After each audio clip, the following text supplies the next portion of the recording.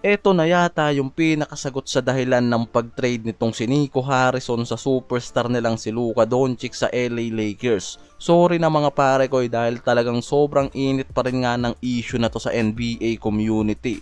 Lalo na ngayon na sunod-sunod yung nagiging problema na nitong Dallas na dahilan ng pag-downfall ng mga to ngayon sa Western Conference. At may mga balita na magtatank na nga to ngayon para makahabol na lang ng mas mataas na draft pick para sa next season na nagpe-prepare na nga ng mas maaga yung mga to. Kaysa naman makipag-compete pa para makapasok sa playoffs. After ng injury ni Kyrie, usap-usapan na rin ngayon itong si AD na wala na rin balak na bumalik sa natitirang games nitong Dallas. And after ng laban nila sa Milwaukee Bucks, malaking upset yung nangyari sa kanila dyan na nagpapakita ng pagbagsak na ngayon ng mga to at kawalan na ng pag-asa pa na makapasok sa playoffs. Samantalang ngayon itong Lakers kung saan after ng maglaro itong si Luka sa kanila, tumaas lalo yung averaging and winning percentage ng mga to sa Western na dahilan kung bakit sila mismo napunta sa second seed. Ang minority owner ngayon ng Dallas Mavericks na si Mark Cuban naglabas ng isang panibagong issue tungkol sa controversial na trade nitong si Luka sa Lakers.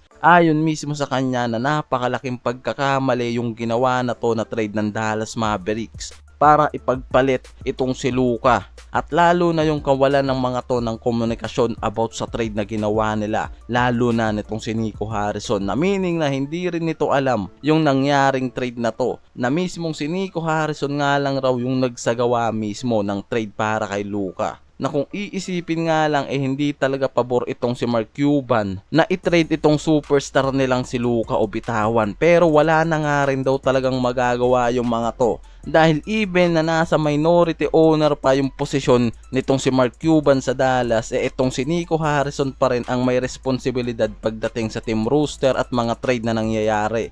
At ayon mismo dito kay Mark Cuban sa isang interview na na-upset siya sa trade na ginawa nitong si Nico Harrison na dapat kung ipagpapalit nga raw itong si Luka Doncic, dapat makakuha sila ng mas magandang trade deal para sa superstar nilang si Luka, na mas magiging magandang araw sana ang nangyaring deal na to kung nakakuha pa sila ng 4 na unprotected first round pick sa trade kasama itong si Max Christie at Anthony Davis, na ngayon nga lumalabas yung issue ng Dallas sa nangyaring trade na to, na ayon na rin mismo dito kay Mark Cuban na wala nga raw talaga sa ayos o plano yung trade na to ni Luka, na mas nagiging mas masakit pa ngayon sa kanila dahil sa pagkasira na ng roster nila at pagkawasak mismo ng mga to ng tsansa na makapasok pa sa playoffs ngayong season. Dahil nga dito kay Nico Harrison nang wasakin ito yung core nila sa pagiging contender team.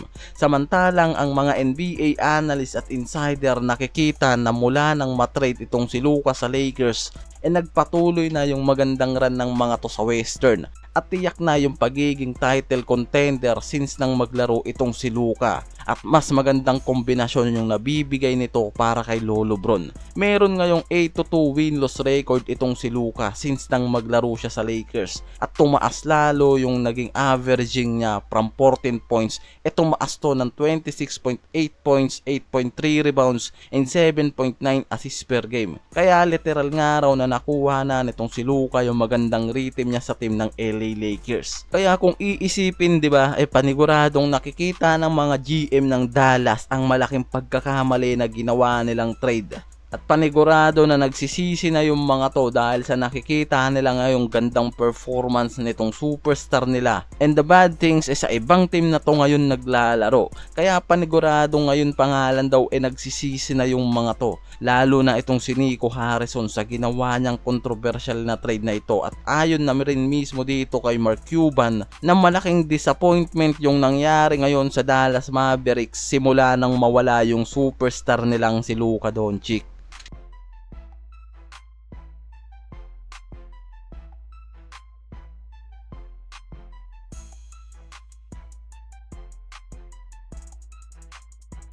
Was your son upset about the trade?